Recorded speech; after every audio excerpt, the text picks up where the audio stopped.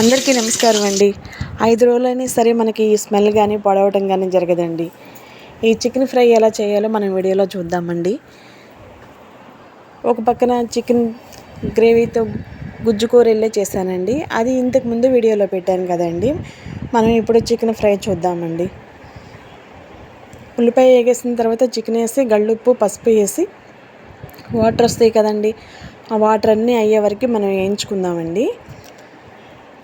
మొత్తం చక్కగా వేగే వరకు ఇంకా మనం ఏమి వేయొద్దండి, అల్లం పేస్టులు కానీ ఏమి వేయొద్దు. అలా నూనె మనకు పైకి తేలినప్పుడు కొంచెం కారం వేసి మొత్తం కలిపేటట్టుగా ఒకసారి కదుపుకుందామండి. అప్పుడు తర్వాత మనం అల్లం ఎల్లుల్లిపాయలు వేసి ఆ పేస్ట్ పెట్టుకున్నది ఆ పేస్ట్ వేసేద్దామండి. అవన్నీ వేసేసిన తర్వాత అల్లం పేస్టు కదుపుకుంటూ ఉండాలండి. దగ్గరే ఉండి కదుపుకోవాలండి. మనం కానీ అటు ఇటు వెళ్ళామా కూర మాడిద్ది. దగ్గర ఉన్నామనుకోండి అసలు ఏం మాడదు, ఎందుకంటే కదుపుకుంటూ ఉంటాం కదండి, అందుకు. ఇంకా ఆ తర్వాత అలా కదుపుకుంటూ ఉండాలండి.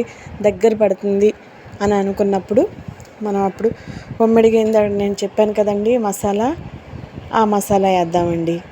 ధనియాలు, దాల్చిన చెక్క, కొంచెం లవంగాలు, ఎల్లుల్లిపాయలు, ఇంతేనండి. ఇంకా ఏమి వేసే పని లేదు. అవన్నీ వేసిన తర్వాత ఒక గుప్పుడు కొత్తిమీర వేసానండి. ఆ కొత్తిమీర కూడా వేయించేసేసుకుని మొత్తం కదిపేటట్టు వేయించుకోవాలండి. మామూలుగా అయితే ఈ కొత్తిమీర ఇవన్నీ మాకు అలవాటు కాదండి. రాత్రి చుట్టాలు వచ్చారండి, అందుకని ఈ 2 కూరలు చేయాల్సి వచ్చిందనమాట. నిన్న రాత్రి వండానండి ఇవి. కాకపోతే ఇంట్లో చుట్టాలు ఉంటాం హడావుల్లో పెట్టలేకపోయాను వీడియో, ఇప్పుడు పెడుతున్నానండి. మనకి రెడీ అయిపోయిందండి చికెన్ ఫ్రై.